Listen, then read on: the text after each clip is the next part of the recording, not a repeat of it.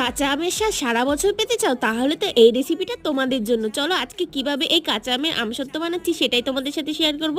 এখানে আমি 4টের মতো মিডিয়াম সাইজের কাঁচা আম নিয়ে নিয়েছি। এটাকে ছোট ছোট টুকরো করে কেটে নেব। একটি পাত্রে পরিমাণ মতো জল গরম দিয়ে এই আমগুলোকে সেদ্ধ করতে দিয়ে দেবো যতক্ষণ পর্যন্ত সেদ্ধ হয়। এটাকে আমি মিনিট 5 থেকে 7 মিনিটের জন্য সেদ্ধ করে নিয়েছি। এরপর তোমরা ম্যাশার দিয়ে চাইলেও আমগুলোকে ম্যাশ করে নিয়ে ভালো করে ছেঁকে নেব যাতে কোনো দানাদার অংশ না থাকে। একটি পাত্রে আমের পাল্পগুলো দিয়ে এখানে আমি পরিমাণ মতো গুড় দিয়ে দিয়েছি। মিষ্টির স্বাদটা অবশ্যই তোমরা বুঝে দেবে, তোমরা চাইলে চিনিও ব্যবহার করতে পারো। আমি একটু টক ঝাল মিষ্টি পছন্দ করি, এর জন্য এখানে চিলি ফ্লেক্স দিয়ে দিয়েছি, স্বাদ মতো লবণ দিয়ে দিয়েছি আর ফুড কালার দিয়ে দিয়েছি সামান্য পরিমাণে। তোমরা এটা নাও ইউজ করতে পারো। এরপর এটা ঘন হয়ে যাওয়া পর্যন্ত ওয়েট। একটি পাত্রে পরিমাণ মতো তেল ব্রাশ আমের পাল্পগুলোকে ছড়িয়ে দিয়ে এটাকে 1 থেকে 1.5 দিনের মতো রোদ্রে শুকিয়ে নিলেই তৈরি হয়ে যাবে এই কাঁচা আমের আমসত্ত্ব। এটাকে তোমরা স্টোর করে রাখতে পারো প্রায় 1 বছরের মতো। আর আজকে রেসিপিটা কেমন লেগেছে অবশ্যই জানিও। ভালো লেগে থাকলে ভিডিওতে একটা লাইক করে আমার চ্যানেলটি সাবস্ক্রাইব করে